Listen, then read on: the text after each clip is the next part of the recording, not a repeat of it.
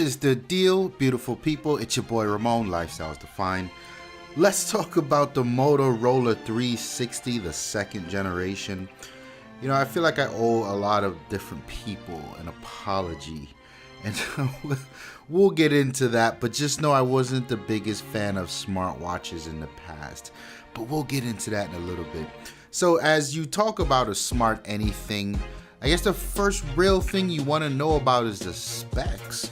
So this guy is coming home with pretty much a 1.5-inch display sporting 232 or 33 pixels per square inch and a resolution of 360 by 330. So that you see that sort of flat tire on the bottom. I don't know if that affects the resolution count. I'm sure it does, but nonetheless, it is a backlit LCD and not an OLED, and that's one of the things that I thought was interesting about Motorola's choice in display. But I don't think it harms it in any way, or it's still a very vibrant display. And of course, it's protected by the Gorilla Glass 3, so it should be pretty durable, pretty scratch resistant. Why not? In terms of power, it has a Qualcomm 400 1.2 gigahertz quad-core CPU with an Adreno 305 GPU and 4 gigs of internal storage, and of course 512 megabytes of RAM. I would like to see it with a little more, but in all honesty, the performance in this guy was fine. I didn't find that it was tripping over itself too often. I'd see a stutter here and there. When we're talking Android things, that's usually what I look for, is that annoying lag, that Android lag. But I didn't see too much of it here. If I had to fingerprint it, I would say I only saw that when switching watch themes, and yeah, I think that's acceptable. I have no beef there. It's got a crap load of sensors on it. There's an accelerometer, there's an ambient light sensor in the front, there's a gyroscope, and there's a vibration haptic engine. So it does give you that vibration when things are going on, when you get notifications, so on and so forth. And the battery life, now this is interesting. It's only got a 400 milliamp battery, and Motorola is saying that this guy gets up to 2 days. In real life use, shockingly enough, this guy got up to 2.5 days with me, and I just decided to charge it because I wasn't really doing anything. So when I actually charged it after 2.5 days of use, it was at like 20%. I thought that was impressive. That's one of the things I sort of watched out for, when first thinking about the concept of a smartwatch. I thought that was one of the Achilles heels. Don't tell me I have to charge my watch. But every 3 days for something with this functionality, I don't mind. I think it's okay. So it comes with in terms of connectivity, you've got the Bluetooth 4.0, the low energy, of course, which is important. Again, with that stellar battery life, perhaps the connection, the constant 4.0 low energy connection to your phone really shows how dope that is here. And of course, it's got the 802.11 Wi-Fi signal, whatever you want to call that. So that's cool. Now, in terms of me reviewing a watch and why I wasn't a big fan of a smartwatch is, mainly because for me, a watch it's a piece of craftsmanship, and there's a lot that goes into making watches, and the movements and the materials used and the techniques. I think the story of the craftsmanship of a watch is a huge deal, or a huge contributor to the actual identity of that watch. When we're talking smartwatches, there's none of that. This thing is a piece of technology that's going to be arguably obsolete, in a year or two the most. So to me, I've always made the arguments, don't try to tell me that a smartwatch can be a timepiece. I also was very gung-ho on on poo-pooing the fact that I don't need something to vibrate again to tell me that my phone got a notification. Now, in real life use, I'm just gonna say it, this shit is dope, man.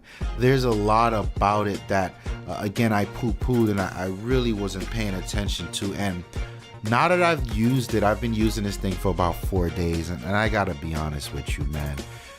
This stuff's pretty dope. There's a lot of value here to be added with, and I guess you can say a off-device notification, right? So I ran into a lot of different scenarios, like I was hanging out with my cousin and my phone was dying. I'd been out all day, so I actually left the phone on the bench next to me charging, and we're talking, and text messages are coming through, and I heard the text message go off, but I felt it on the watch, and I just looked over, I glanced at it, I read it, and if I didn't need to respond, I didn't go to the phone, and that was that.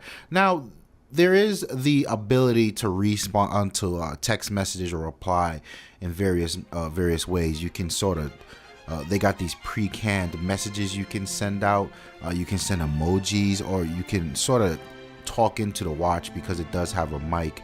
And I didn't care to do any of those things, but the fact that it's there, and I think they require some practice, and once you get them down, then they become very useful. So that I thought was dope. I used it as a step counter because I don't like wearing like the Fitbits anymore because they clash with my jewelry. I tend to wear stack bracelets, and Fitbits and those smart things aren't very good looking in most cases, and they just don't go well with my ensemble. So it was cool to have a watch be able to sort of count my steps, so on and so forth. But there's a lot of dope things here. The UI is pretty simple. You get your Google cards on there, so it was cool to see that when my packages were delivered, I actually got that Google card. It was cool to see that there was a thunderstorm coming in.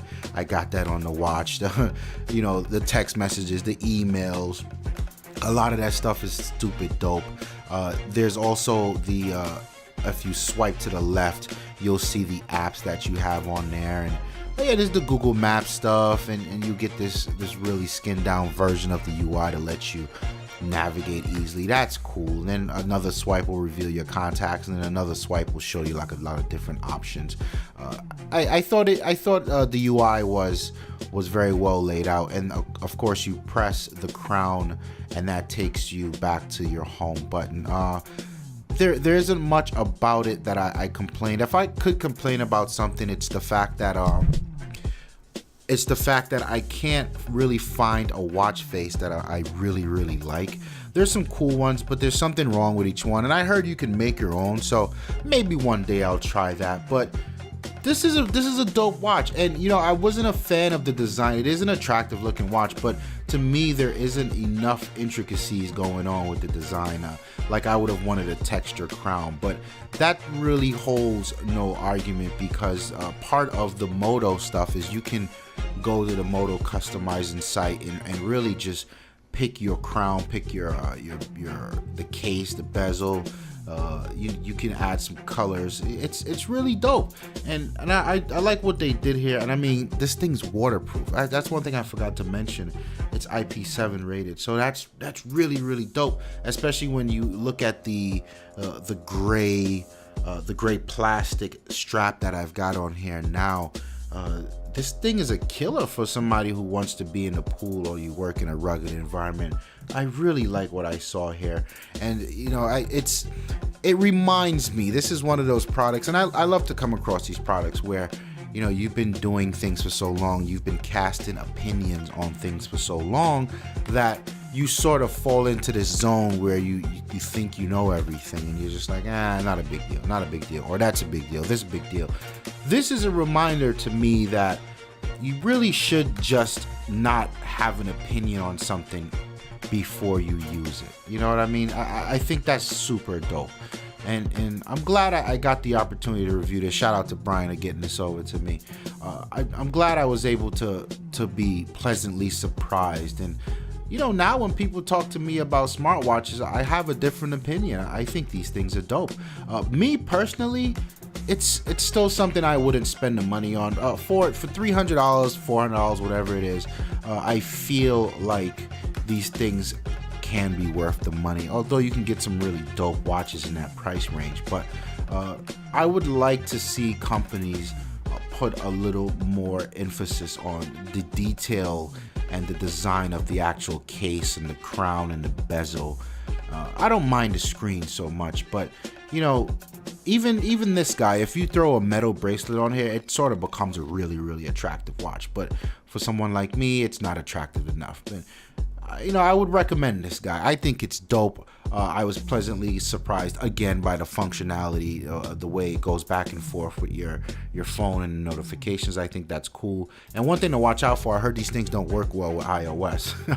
So there you have it. My name is Ramon. This is Lifestyles Defined, and I hope you enjoyed the review. I'm out of here. Peace.